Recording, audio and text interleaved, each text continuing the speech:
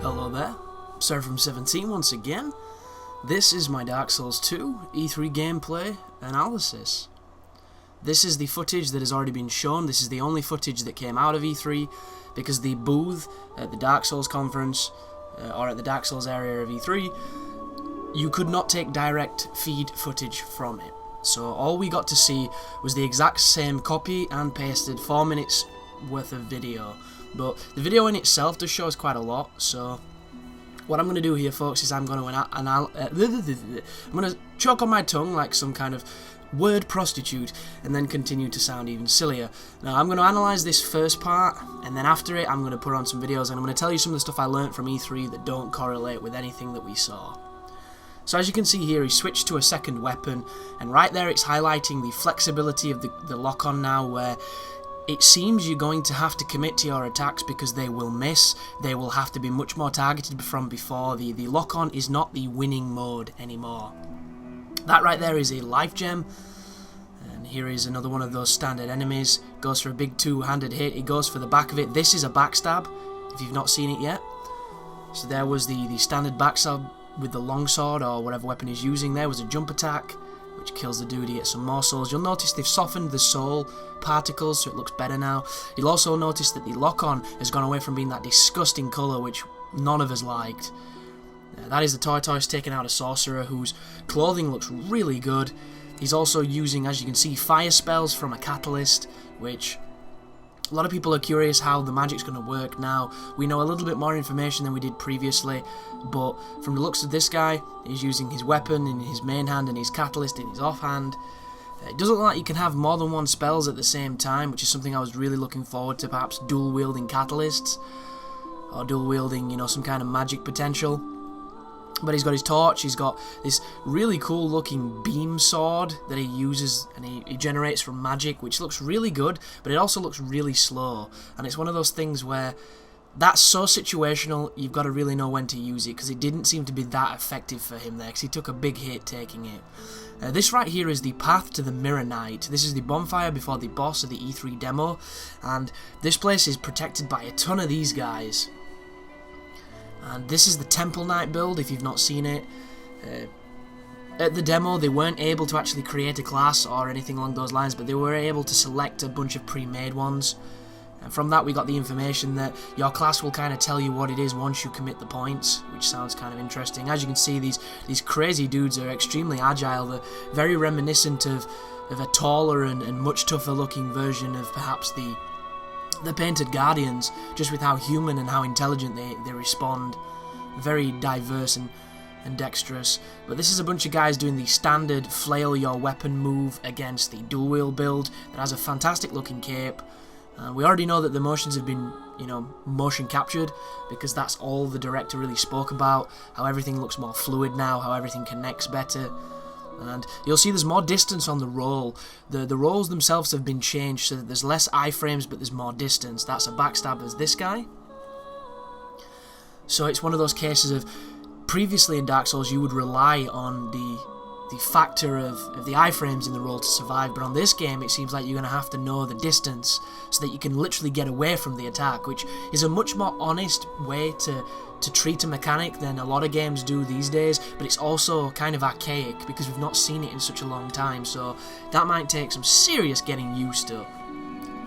So now what I want to go over, guys, while the video in the background is the trailer that they released, that I've already released on my channel, I'm going to go over some of the information that I found through vigorous, you know, research into every single journalistic medium that came out of E3 for me to find as much, you know, hands-on information and perspective and just people's understanding of what they thought was different, what they found, what they knew, and I'm going to share that with you now. And I tweeted a lot of this, so this might be old news to some people.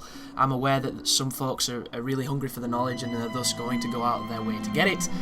That is a guy on a motorbike, and yeah, my first piece of information is dual wield moves use less stamina.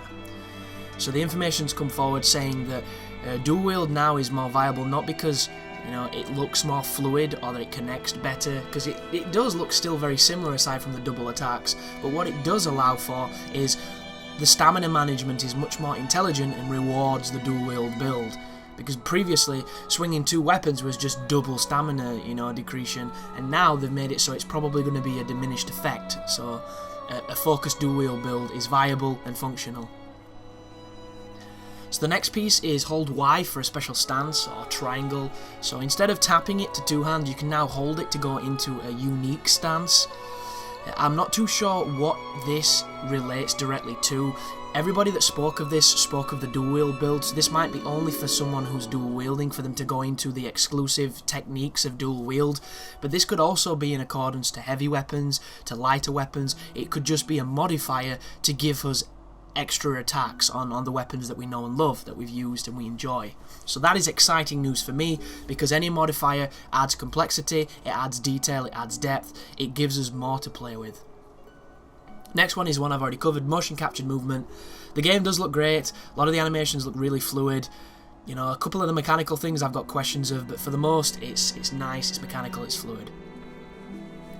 So attacks not adhering to the lock-on, requiring precision, is something that a lot of people have spoken about. I kind of mentioned that earlier. If you watch enough of the content, you will see that when you start an attack, wherever your enemy was at that moment in time is where the attack comes out. And if they move, they can evade it. So I don't know if it's going to be one of those cases of the lock-on is only appropriate for certain times, or if it's just trying to encourage the use of no lock-on in certain engagements. But for a player who's quite experienced with Dark Souls, you're already, you know, quite good when it comes to playing without lock-on. The only thing I think it's going to affect the most is the PvP, because lock-on was the thing that kind of helped you not get backstabbed due to latency and enemy positions, and without that reliability, I'm not too sure how that's going to play out. But then again, the PvP is going to be so different, I don't really think there's any, you know, there's any verdict or judgment that we can pass right now, because the game looks so different to Dark Souls. But the next point is old monk fight during the Marinade. So you've already seen footage in the background right now of a knight who slams his shield into the ground and it's all cracked, and there's a guy in it that looks like he's wearing the Elite Knight armor set. It looks a little bit like Oscar, I think his name is, and you're going to be able to control that NPC. So it's going to literally be the old monk fight in Dark Souls 2, which a lot of people are super happy about, and it is good news because it's such a cool notion. So next is Red Phantoms confirmed.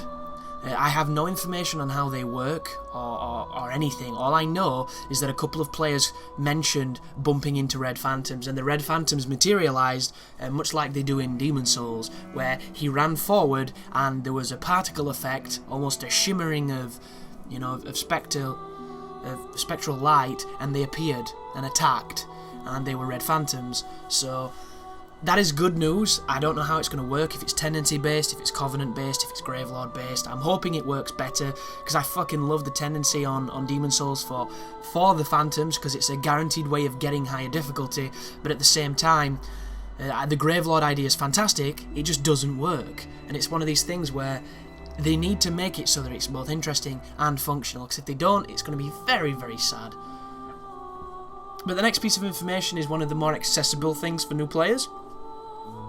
Bonfire Warp is going to be available from the beginning.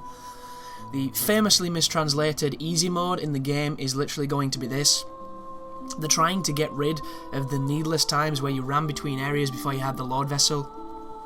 When you backtrack through entire locations, they're trying to mitigate the amount of time wasted as opposed to time spent having fun, which is a cool idea, but my only fear from this is that they take out some of the exploration, because I don't want a more funneled, you know, more linear Dark Souls. I don't want it just to be corridors. I want it to still have the open areas and have the rewarding exploration. So I'm hoping that they manage that correctly, which I'm sure they will.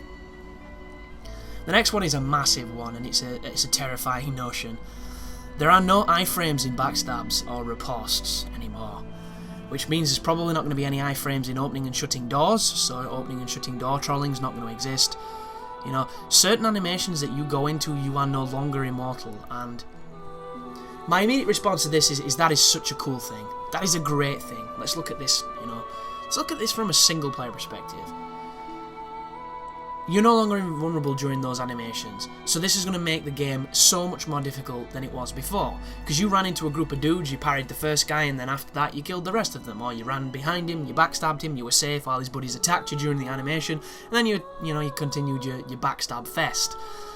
That ain't gonna work now. You're gonna get mobbed. And if it's anything like, you know, Gears of War 2, where in the original Gears of War you were invulnerable during animations, especially the chainsaw. The chainsaw was like, you know, I've got you in a chainsaw animation, fuck you. And you could literally come out of it and chainsaw somebody waiting to kill you, because it was so powerful, the iframes. And then in the second game, that didn't happen. And it changed the way the game worked in so many ways. And it was better in the grand scheme of things, but there were always moments where it was just like, this is kind of bullshitty. And this is going to be on a single player level, so it makes you wonder how this is going to work. You're going to have to plan your backstabs, and my biggest fear with planning any kind of critical is they happen by mistake, they happen by accident. How many times have you gone behind an enemy, attacked him, and got a backstab when you shouldn't have got one because you weren't going for it, you just wanted to quickly dispense him? Especially if you don't play with lock-on. Playing without lock-on at times can get you backstabs that shouldn't exist. And now this is going to be punished, so I suppose it's an extension of Dark Souls being Dark Souls. And I don't know how it's going to work, but I'm more concerned in how PvP is going to work. Because we've all PvP'd, we've all come up against the people and how they play, and if you're a 1v1, it's not really going to matter. But if you're anything other than that, you're fucked. You're completely fucked. And I don't know how this is going to balance out, I really don't. Because just imagine the forest. You're forest hunting, you invade, there's a host there, he's got 2 phantoms with him. These people could be the worst Dark Souls players in the world. It doesn't matter. They could have the worst equipment in the world. It doesn't really matter. If your instincts kick in and the first thing you do is punish somebody with a backstab, those other 2 phantoms are going to mash the tits off you, and you're going to be dead by the time you've come out of that animation. Hell, you might even not finish that animation with the way it's sounding. And how the hell do you win a gank? How can you win a gank? And there's a lot of people that are like, oh, you backstab too much, you did this too much, you know, you cheat, you're cheap. All those kind of silly criticisms that people get in 3v1s, when the only way you can realistically win a 3v1 is with an extremely powerful stun lock that can stun lock a group, or isolate and conquer, criticals through backstabs or riposts, or just plain luck and mobs and NPCs and stuff like that, because you can't fight normally against 2 to 3 people when you know 2 of those 3 people are going directly for your back while you fight the other one. You can't fight that kind of odds. It doesn't work. And how the hell will the cancel backstabs work? What happens when, you know, somebody goes to backstab you and you smack them, and they've got poise, so they inevitably poise through it, even though we don't know how the poise system's going to work, and they backstab you, but you don't take any damage, but you're still stuck in that animation, so they beat you fucking up anyway. That is the biggest concern I have on this list, because I don't understand, with my reference of Dark Souls, how this can physically work. But at the same time, I'm excited to see how it's going to. But moving on, the last backstab hit, which is the big strike that deals the critical damage, can be whiffed / evaded. So, because they're making backstabs less of a win button and they're making them more skill based, I assume, because they're harder detection, harder to land, harder to finish, it would appear that they're giving you the option to get out of them, or to somehow use skill to not take the full brunt of the damage, which can only mean good things. Because I think we can all agree here, folks, the difference between a good player and a bad player is backstabs. It really is. A good player will destroy you with backstabs. A bad player will do nothing but backstabs. And that is the distinction. You know, most good players don't need backstabs, but because of the way the game works and because of how fervently people go for them, a lot of the times you find yourself having to defend them and killing your opponent just through default. So that could really open up creativity and make, you know, Dark Souls 2's PvP so much more interesting and visually interesting to watch. Because it's less about this, can I run behind you and press one button, and more of a case of, you know, let's fight. Let's just hit each other and trade and see where this goes.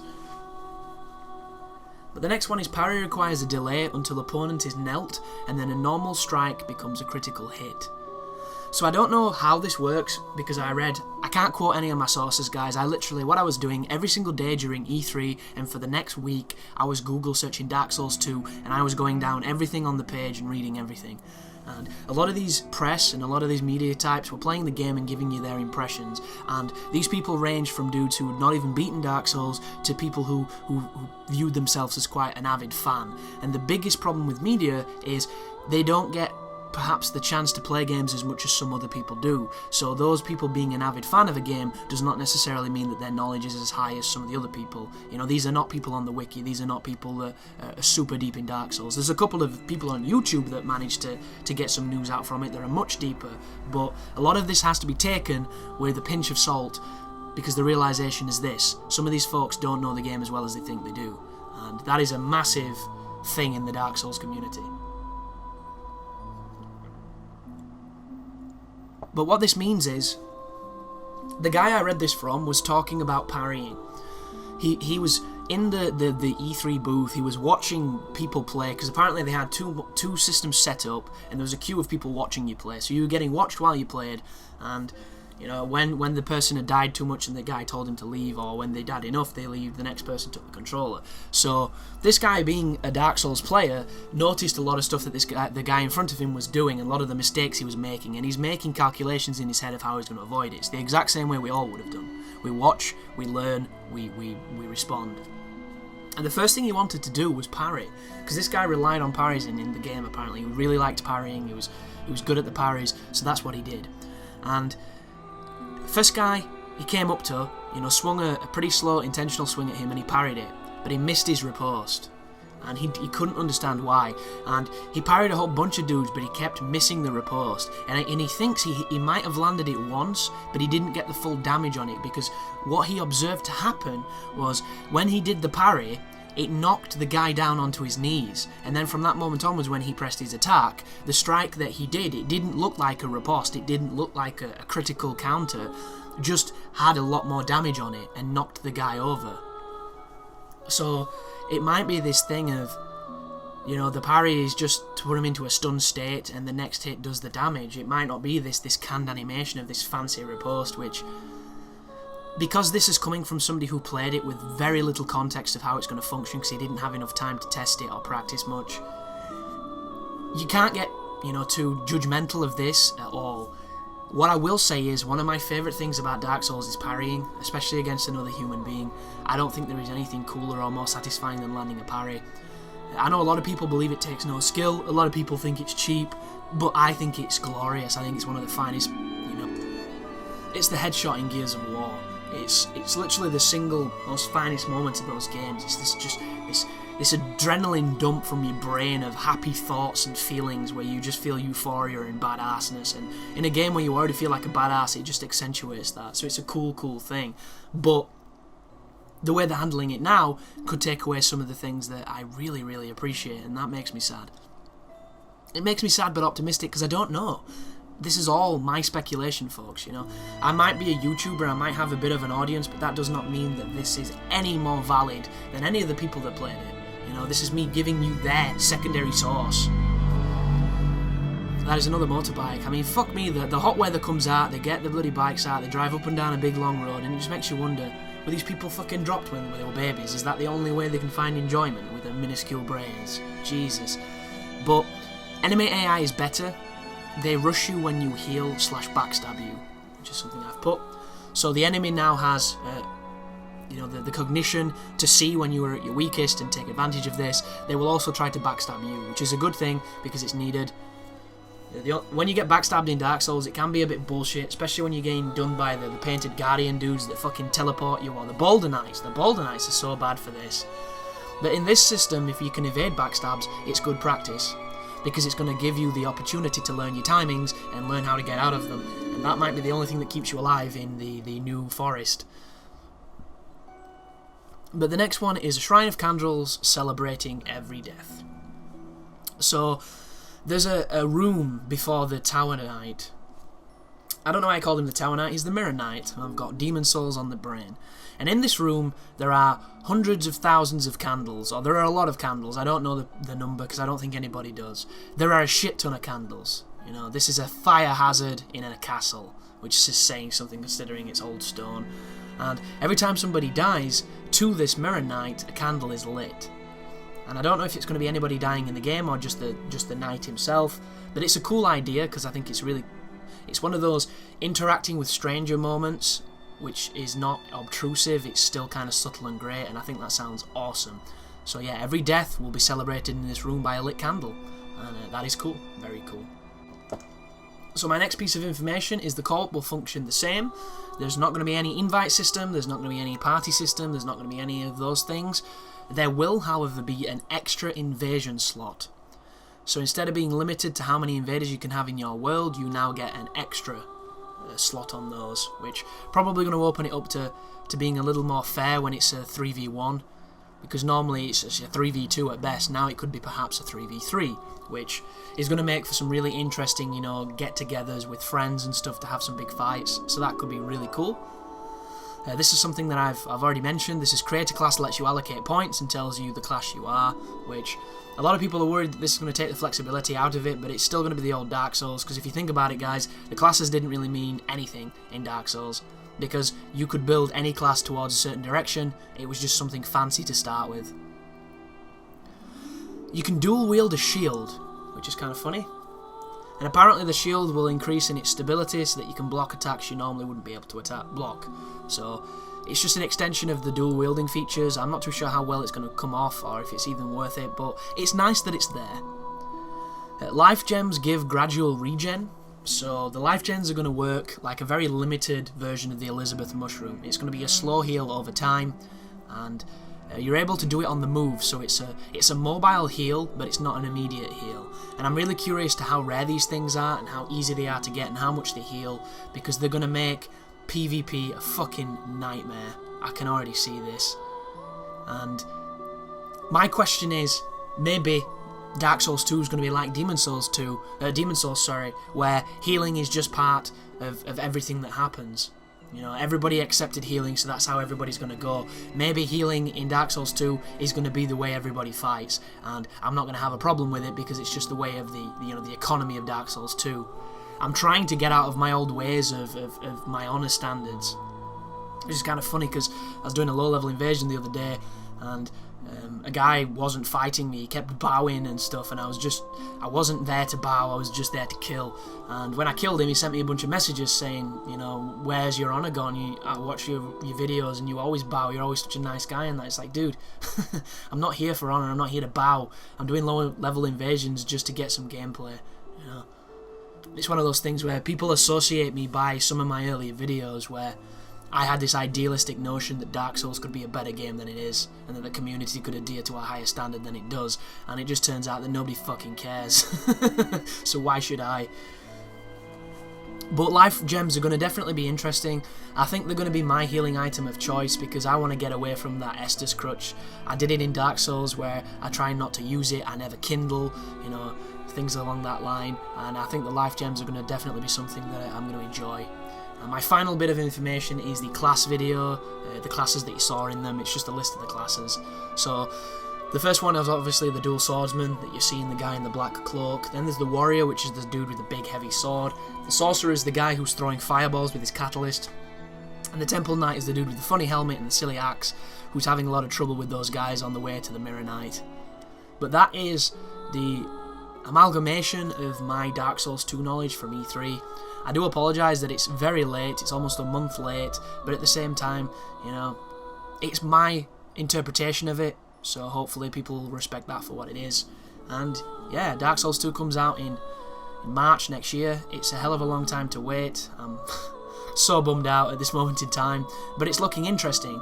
And the next conference, I don't know if it's like Tokyo Games Conference or something like that, whichever the next one is that's coming up in August or around that time, we're probably going to get a multiplayer reveal, we're probably going to get some more details. There's going to be a lot more Dark Souls 2 before it comes out, guys, and we're going to have a big opportunity to find out what our game is turning into. And I'm just praying that they announce the Japanese version to get an early release, because I'm importing that shit and we're going on a Japanese adventure.